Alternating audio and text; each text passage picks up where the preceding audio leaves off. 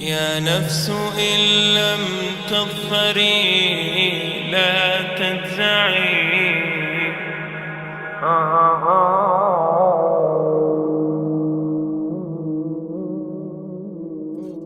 All the praise is for Allah, who is the author of all existence and the most generous to his creation, while he is also the all-compelling. He is the only one worthy of our worship, having no partners, no associates, no sons, no daughters, no one whom he must consult, and no one or anything which has any comparison with him.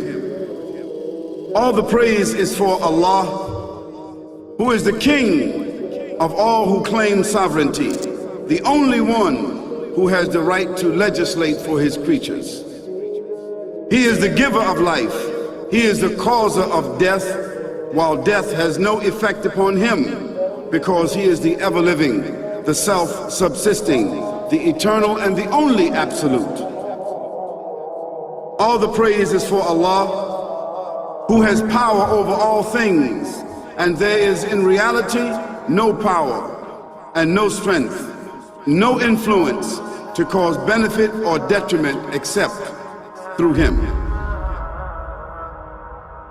It is he who created this complex world, the seen and the unseen, the evident and the speculative, the earth and all that is on it and everything that is in it.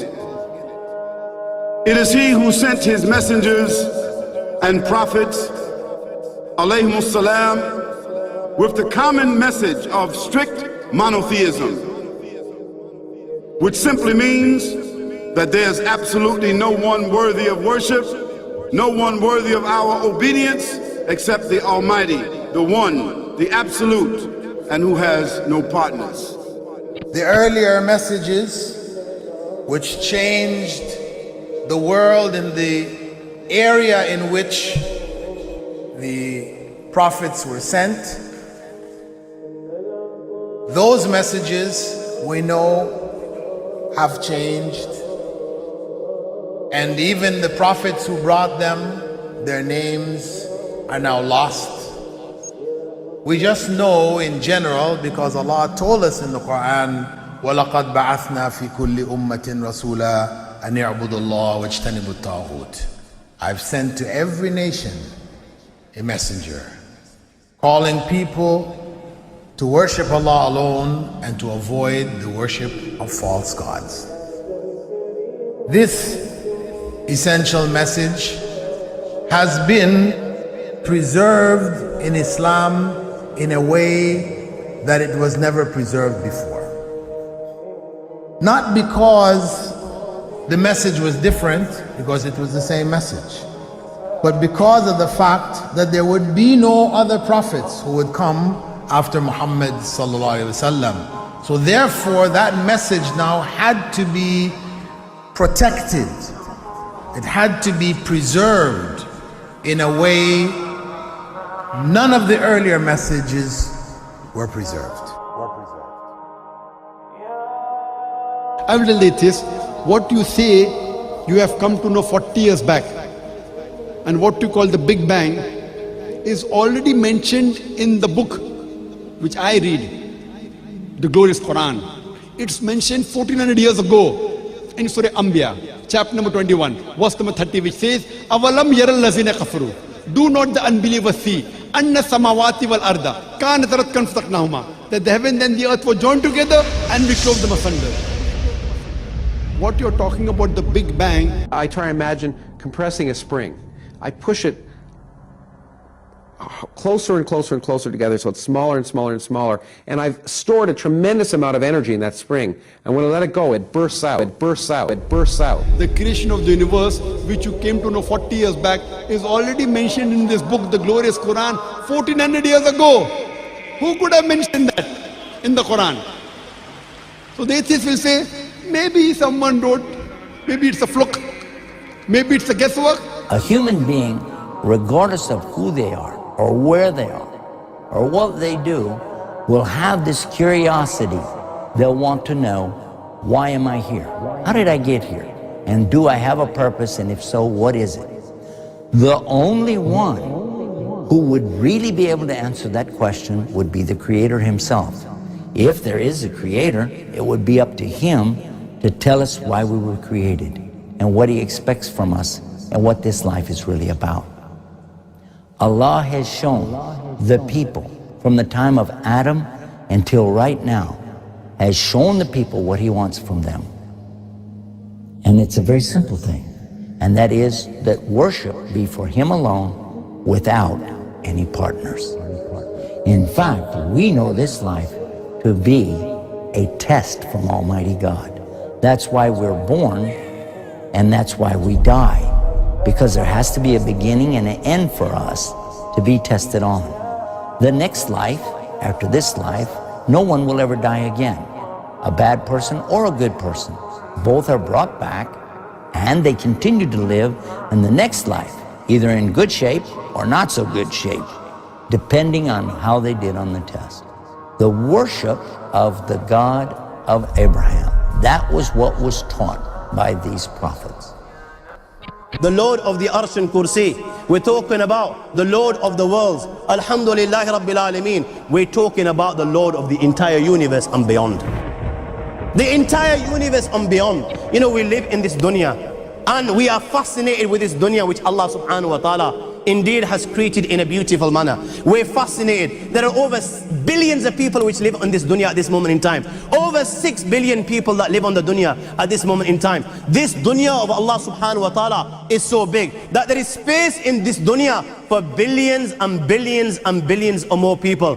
But what is this dunya in comparison to what Allah subhanahu wa ta'ala has created out there? This dunya is insignificant. This dunya is meaningless to Allah. It means nothing. It is worthless. So worthless, compare it with the sun. The sun is one star. You know more science than me. You'll be able to tell me better. Take this planet Earth and you place it inside the sun and you will be able to place 1.3 million Earths in the sun. 1.3 million Earths in the sun.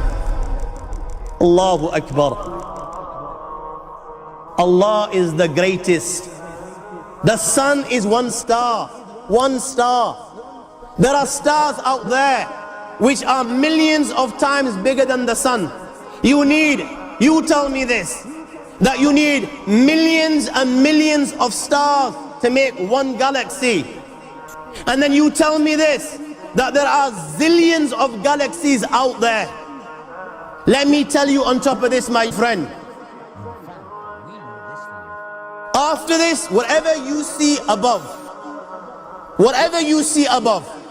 when you raise your head and you look above, whatever you see above, the zillions and zillions and zillions of galaxies, let me tell you, this is everything there is within the first heaven. Everything there is within the first heaven, and Allah is the creator of 7 heavens. 7 heavens. And the distance between the first heaven and the second heaven is 500 years. You know, the distance that can be covered in 500 years, at what speed? Only Allah knows. Only Allah knows. But it will take 500 years to get from the first heaven to the second heaven. 500 years from the second to the third, third to the fourth, fourth to the fifth, fifth to the sixth, sixth to the seventh. Every time it will take 500 years. After the 7 heavens,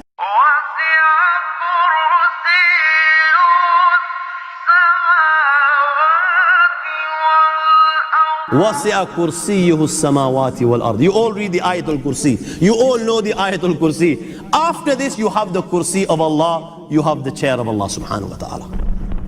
You know these 7 heavens that we've just talked about. In comparison to the Kursi of Allah, they're non-existent. They're meaningless. Rasulullah sallallahu alaihi wasallam has given an example in a hadith just to give us a little bit of understanding with regards to the 7 heavens in comparison to the Kursi of Allah. Take a ring from your finger, take it off, the small ring that you have, and place it, let's say, in a desert, the Sahara Desert. It's the biggest desert in the world. You know that ring that we take off from our fingers and place it in the Sahara Desert? What comparison is in between the ring and the Sahara Desert? Nothing. Nothing. The 7 heavens is the ring, and the Kursi of Allah is the Sahara Desert. After the Kursi of Allah, you have the Arsh of Allah. وَكَانَ أَرْشُهُ عَلَى الْمَاءِ. You have the Arsh of Allah. Again, Rasulullah has explained, so just so that we can understand. Take the ring, place it in the desert. This time, the ring is the Kursi and the Arsh is the desert. What is the Kursi in comparison to the Arsh of Allah? Nothing. Then you have angels which carry the Arsh of Allah. Their heads are in the 7th heaven and their feet are in the lowest earth. My friends, then you have the Lord of the Arsh and Kursi. لا تدركه الأبصار ويدرك الأبصار وهو اللطيف الخبير. He is beyond the size of Allah, who Allah is, what Allah is. The greatness of Allah is beyond the comprehension of my little mind. This is the being that you and I are messing with.